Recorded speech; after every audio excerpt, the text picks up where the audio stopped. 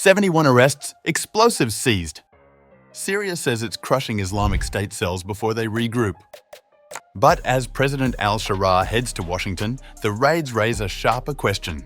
Is Damascus cleaning house or tightening control ahead of new alliances?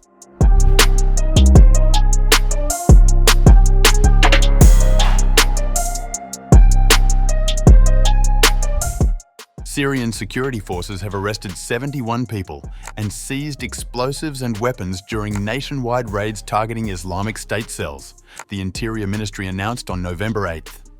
According to various reports, the operation involved 61 separate raids across the country, with authorities acting on what they described as precise intelligence. Many of those detained were wanted criminals, with evidence linking them to terrorist activities according to ministry statements. The current major threat lies in IS's attempts to reconstitute itself and recruit new members, particularly among the youth.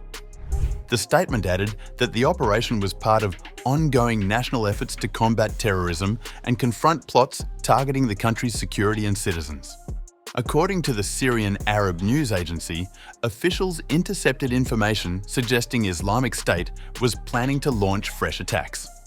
The Interior Ministry described the operation as part of ongoing national efforts to combat terrorism and confront plots targeting the country's security and citizens. The raids took place as Syrian President Ahmed al Sharaa traveled to the United States for talks with President Donald Trump at the White House on November 10th. Al Sharaa is expected to join a US-led coalition against Islamic State during the visit, which follows his attendance at the COP30 Climate Summit in Brazil on November 6th. Washington is reportedly preparing to establish a military presence at an airbase in Damascus to support a security pact being brokered between Syria and Israel. The crackdown marks the latest effort by Syria's transitional administration to restore security following the ousting of former President Bashar al Assad late last year. Assad fled to Russia after 25 years in power when his regime collapsed. On November 8th, both the United Kingdom and United States removed sanctions against al Sharaa, following a similar move by the UN Security Council. These actions are being taken in recognition of the progress demonstrated by the Syrian leadership after the departure of Bashar al Assad and more than 50 years of repression under the Assad regime. Al Sharaa had faced a travel ban, asset freeze and arms embargo for over a decade due to his previous affiliation with al-Qaeda. The sanctions removal recognized the government's work in meeting US demands, including searching for missing Americans and dismantling remaining chemical weapons stockpiles.